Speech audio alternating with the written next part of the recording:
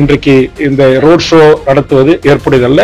குறிப்பா இந்த ரோட் ஷோக்களையே எனக்கு தெரிந்து தமிழ்நாடு அரசு தடை செய்யணும். கூட்டம் எல்லாருக்குமே கூடும். அஜித் அவர்கள் வீதியில வந்து இறங்கி வராரு ஒரு நிகழ்ச்சிக்கு அப்படின்னு சொல்லி அறிவிக்க சொல்லுங்க. இதே மாதிரி கூட்டம் கூடும். உங்களுக்கு தெரியும், சேலத்துல நயன்தாரா ஒரு கடத்தலுக்கு வந்தாங்க, 8 லட்சம் பேர் கூட்டினாங்க அப்படின்னு. சாதாரண இன்னைக்கு டிவி சீரியல் நடிகர்களுக்கு எல்லாம் கூட்டம் கூடுது. கூட்டத்தை மற்றும் நம்ம கணித்து விட முடியாது. விஜயருடைய வருகையை நேரடியாக ஒளிபரப்பு செய்து கொண்டிருக்கிறார்.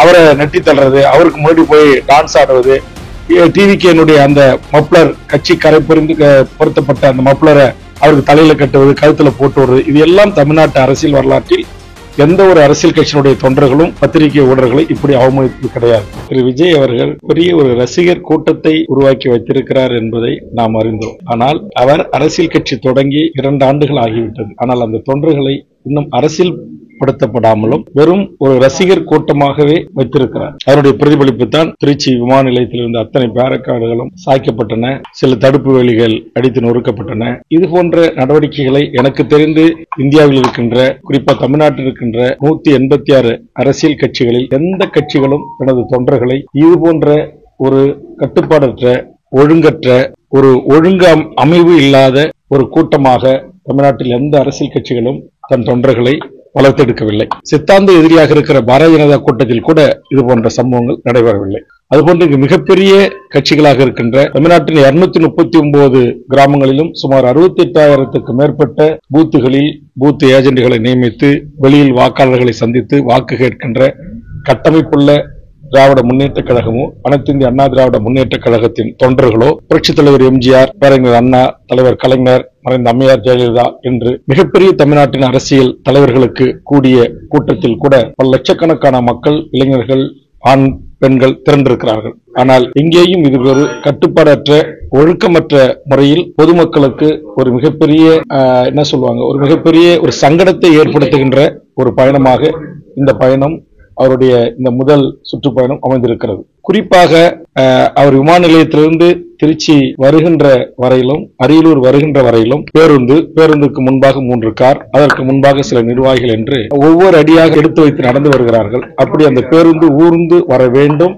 அதனூடாக தனக்கு ஒரு மிகப்பெரிய செல்வாக்கு இருக்கிறது என்பதை பத்திரிகை ஊடகங்கள் தெரிந்து கொள்ள வேண்டும் என்பதற்காக திட்டமிட்டு பொதுமக்கள் திருச்சியில சுமார் மாநகர பகுதியில் மட்டும் 15,000க்கு மேற்பட்டவர்கள் வேலைக்கு செல்ல முடியல. இப்ப அதே மாதிரி தமிழ்நாட்டுல இன்றைக்கு எத்தனையோ விமான நிலையத்துக்கு போறவங்க, வெளிநாட்டுக்கு போறவங்க, தொடர் வண்டி பிடிக்க போறவங்க, பேருந்து நிலையத்துக்கு போனவங்க யாருமே அன்றைய தினம் அந்த 6 மணி நேர நெருக்கடியில் விமானத்தை தவறவிட்டவர்கள், பேருந்தை தவறவிட்டவர்கள், தொடர் வண்டியை தவறவிட்டவர்கள், தன்னுடைய அன்றாட அலுவல் பணிகளை தவறவிட்டவர்களாக இருந்து அவர்கள் அனைவரும் உங்களை போன்ற பத்திரிகை ஊடகங்களில் பதிவு செய்திருக்கிறார்கள். அதைவிட தமிழர்களுடைய மானம் போகின்ற வகையில் NDTV சாம் டேனியல் என்ற ஒரு மூத்த பத்திரிகையாளர் விஜயருடைய வருகையை நேரடியாக ஒளிபரப்பு செய்து கொண்டிருக்கிறார். அவரை நெட்டி தள்ளுறது, அவருக்கு முன்னாடி போய் டான்ஸ் ஆடுவது, டிவிக்கு அந்த மப்ளர் கட்சி கரை பொருத்தப்பட்ட அந்த மப்ளரை அவருக்கு தலையில கட்டுவது, கழுத்துல போட்டு வருவது, இது எல்லாம் தமிழ்நாட்டு அரசியல் வரலாற்றில் எந்த ஒரு அரசியல் கட்சியினுடைய தொண்டர்களும் பத்திரிகை ஊடகங்களை இப்படி அவமதிப்பது கிடையாது. பத்திரிகை ஊடகங்கள் தான் விஜய் பனையூரிலிருந்து எழுந்து விட்டார், தூங்கிவிட்டார், பல் துளக்கி விட்டார், காரில் அமர்ந்து விட்டார், கார் புறப்படுகிறது, கேட்டு திறக்கப்படுகிறது என்று நேரடியாக ஒளிபரப்பு செய்து இந்த மண்ணுக்காக, மக்களுக்காக, மொழிக்காக, இனத்திற்காக போராடுகின்ற எத்தனையோ தமிழ்நாட்டின் தலைமைகளுக்கு கொடுக்காத முக்கியத்துவங்களை எல்லாம் எனதருமை பத்திரிகை ஊடகங்கள் கொடுத்தாலும் கூட அந்த பத்திரிகையாளர்களை சந்திக்க மறுக்கிறார்.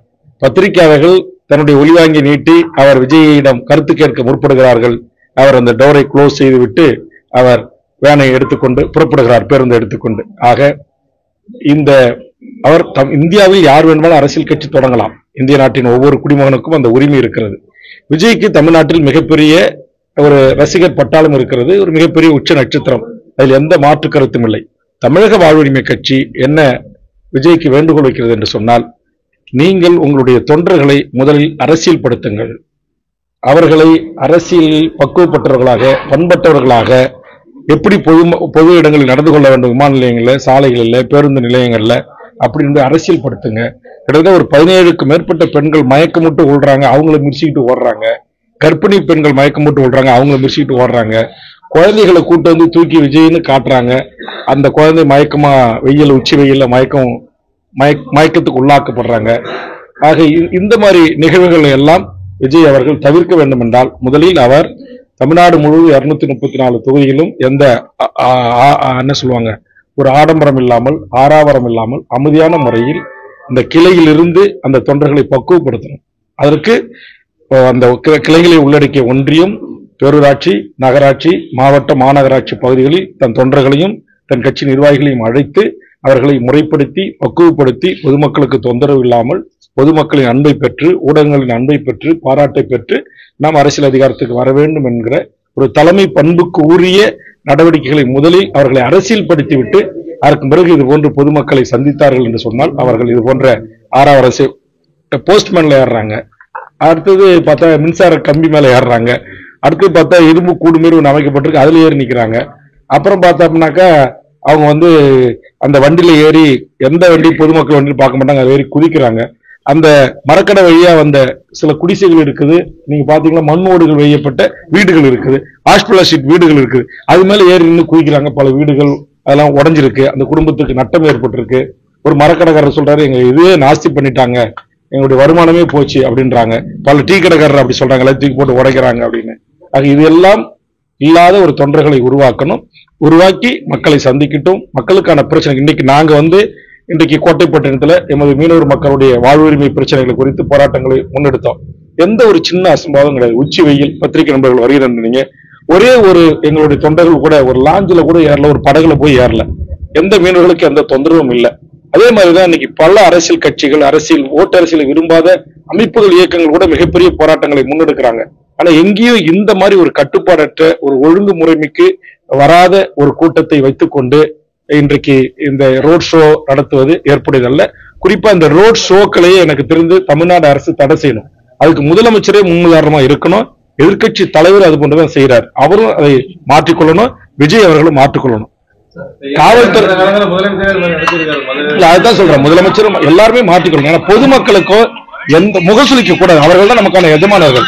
அவரை அவங்கள கஷ்டப்படுத்தி அவங்கள முகசுலிக்க வச்சு அவங்கள 8 மணி நேரம் 10 மணி நேரம் ஒரு இடத்துல முடக்கி அதன் மூலமாக நாம் மக்கள்கிட்ட சென்றடையும் போது எப்படி 1000 பேர் கூடுறாங்களோ அது மாதிரி 2 மடங்கு பொதுமக்கள் உங்களுக்கு எதிராக மாறுவார்கள்.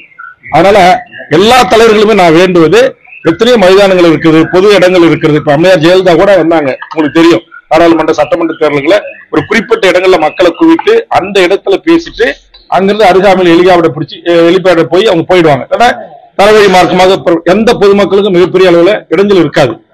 ஆனா இந்த மாதிரி ரோட் ஷோன்றது இப்போ ஒரு புதிய கலாச்சாரம். இதை இந்த தமிழ்நாட்டில் கொண்டு முதல்ல அறிமுகப்படுத்தி நரேந்திர மோடி. என்னை பொறுத்தவரையில அது ஒரு அப்பா மகனுக்குரிய ஒரு சண்டையாகத்தான் நான் அதை இப்போதும் பார்க்கிறேன்.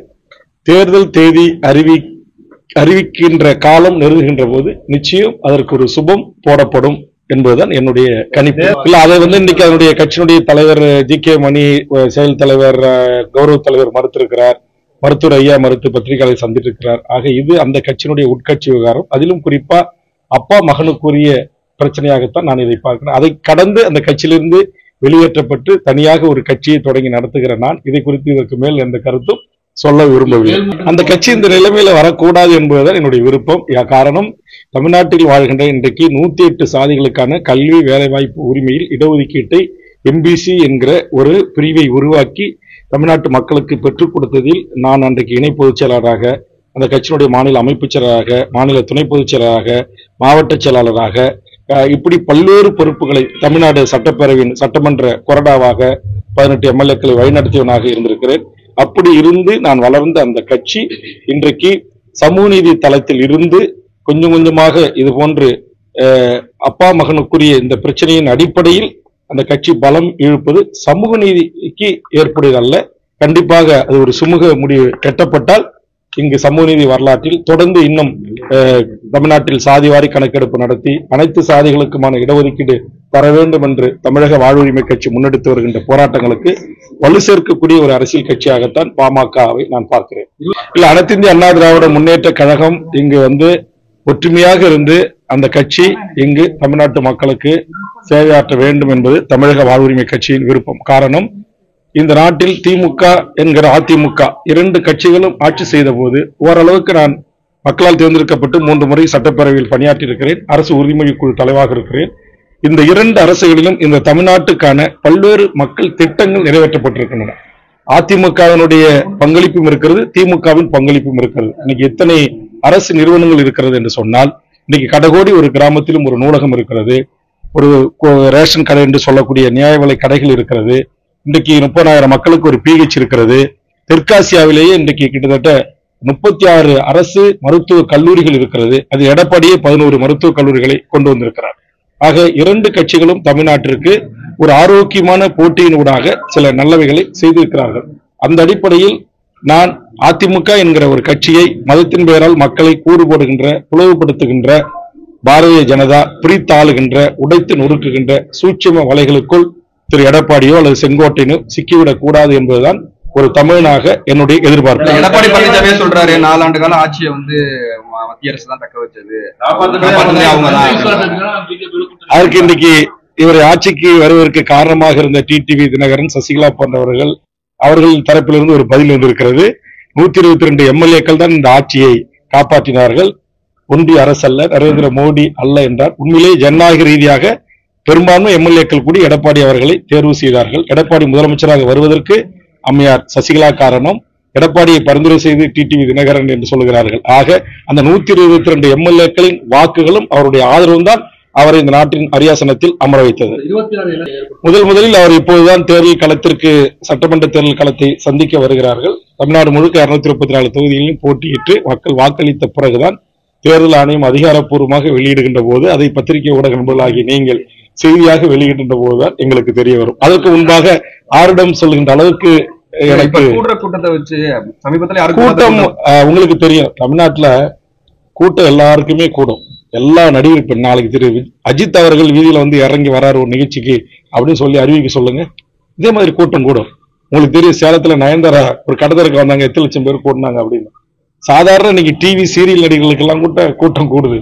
கூட்டத்தை மற்றும் நம்ம கணித்து விட முடியாது. ஆனால் விஜய்க்கு என்று இளையோர் மத்தியில், இளைஞர்கள், அதாவது அரசியல் தெளிவு, அரசியல் புரிதல், அரசியல் விழிப்புணர்வு அற்ற ஒரு சமூகத்திடம் ஒரு சினிமா மோகம் கட்டுண்டு கிடக்கிறது. அது இந்த தேசத்திற்கும் இந்த நாட்டுடைய வளர்ச்சிக்கும் உகந்ததல்ல. என்னை பொறுத்த வரையில் இப்ப கேரளாவில் மம்முட்டி இருக்கிறாரு, மோகன்லால் இருக்கிறாரு, இப்ப வட இந்தியாவில் அமிர்த பிச்சர் இருக்கிறாரு, உலகளாவிய மிகப்பெரிய புருசுலி, எத்தனையோ ஜாம்வான்களா இருந்தாங்க. ஆனா எந்த ஒரு பெரிய ஒரு நாட்டிலும் பெரிய ஒரு மாநிலத்திலும் திரைத்துறையில் 10 படம் 20 படம் 40 படம் 50 படம் நடிச்சிருக்கிறாங்க. அந்த புகழ் வெளிச்சத்தின் ஊடாக அந்த நாட்டு மக்கள் அவரை இந்த நாட்டுடைய அரியாசனத்தில் அமர வைத்தார்களா என்றால் இல்லை.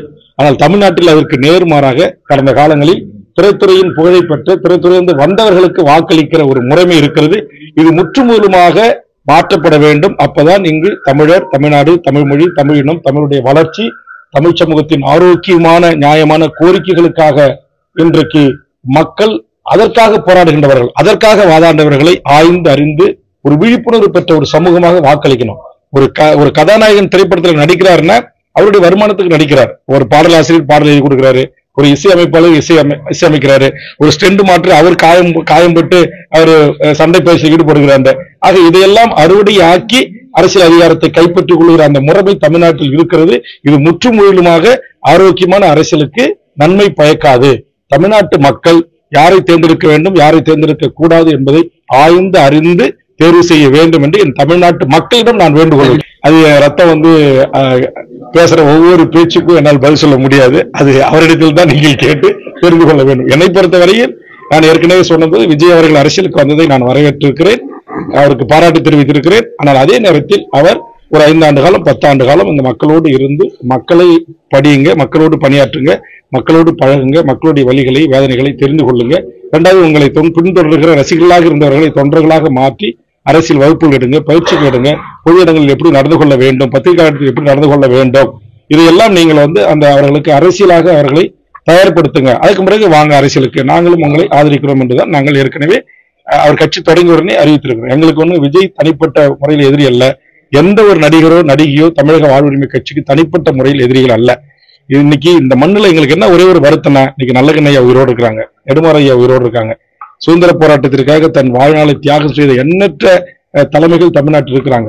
ஆனால் இவர்களுக்கெல்லாம் கிடைக்காத ஒரு புகழ் வெளிச்சத்தை, இவர்களுக்கெல்லாம் கூடாத ஒரு கூட்டத்தை, திரைத்துறையில் நடித்தார்கள் என்பதற்காக சதை நாயகிகளுக்கும் கதை நாயகர்களுக்கும் கூடுவது என்பது இந்திய அரசியலுக்கே ஆரோக்கியமானதல்ல. அதிலும் கல் தோன்றி முன் தோன்றா மூத்த குடி தமிழ் குடி, வாடிய பயிரை கண்டபோதெல்லாம் வாடினேன் என்று சொன்ன வள்ளலார் வாழ்ந்த மண், ஐயா வைகுண்டர் வாழ்ந்த மண், எண்ணற்ற இந்த தமிழ் சமூகத்தின் மிகப்பெரிய சான்றோர்கள் ஆண்டோர்கள் வாழ்ந்த அந்த தமிழ் இனம் ஒரு திரைத்துறையில் தனக்கான தலைவனை தேடுவதை மறுபரிசீலனை செய்ய வேண்டும் என்று நான் மட்டும் சொல்லவில்லை.